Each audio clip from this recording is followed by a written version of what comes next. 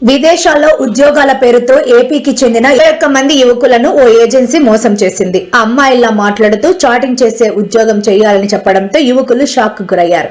తాము ఆ పని చెయ్యలేమని భారత్ వెళ్లిపోతామని చెప్పారు. దీంతో వారందరికీ ఏజెన్సీ నిర్వాహకులు చిత్రహింసలు పెట్టారు. తప్పించుకునే ప్రయత్నం చేస్తే జీవితాంతం జైల్లో ఉండాల్సి వస్తోందని బెదిరించారు. దీంతో చేసేదేమీ లేక వాళ్లు చెప్పినట్లు చేస్తున్నామని బాధిత యువకులు తెలిపారు. తమను భారత్ తీసుకెళ్లాలని AP deputy CM Pawan Kalyan తో మాట్లాడారు. ఈ విషయాన్ని కేంద్రం దృష్టికి తీసుకెళ్లి తమనందరినీ భారత్ తీసుకొచ్చే ప్రయత్నం చేస్తామని పవన్ హామీ ఇచ్చారు. మోసం చేసి వేలాది రూపాయలు కాజేస్తున్న ఏజెంట్లు, ముఠా సభ్యులు దేశంలోని అన్ని రాష్ట్రాల్లో ఉన్నారు. అయితే ఏపీలోనే ఇటువంటి వాళ్లు ఎక్కువగా ఉన్నట్టు కేంద్ర ప్రభుత్వ గణాంకాలు చెబుతున్నాయి.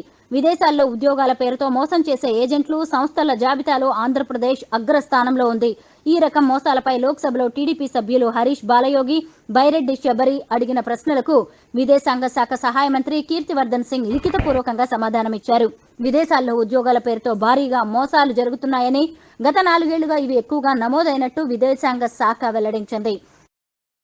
జూనియర్ ఎన్టీఆర్ కు సపోర్ట్ చేస్తూ పవన్ కళ్యాణ్ పై వైసీపీ నాయకురాలు మాజీ మంత్రి రోజా తీవ్ర విమర్శలు చేశారు. జూనియర్ ఎన్టీఆర్ పై అనంతపురం అర్బన్ టీడీపీ ఎమ్మెల్యే దగ్గుపాటి వెంకటేశ్వర ప్రసాద్ అనుచిత వ్యాఖ్యలు చేసిన ఆడియో క్లిప్పుపై స్పందించారు. రాజకీయాల్లో లేని వారిపై ఇంత అసభ్యంగా మాట్లాడడాన్ని ఎవరు సమర్థించరు అని మండిపడ్డారు.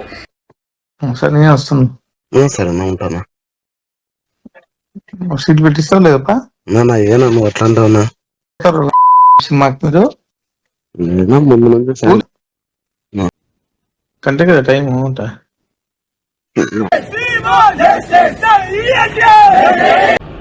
వీళ్ళు మార్చి మోసం చేయటానికి సినిమాలో సినిమా టికెట్లు అనేది అభిమానులు ఎన్టీఆర్, పెద్ద ఎన్టీఆర్, చిన్న ఎన్టీఆర్ అభిమానులు అందరూ కూడా చిన్న ఎన్టీఆర్ సినిమా చూస్తారు.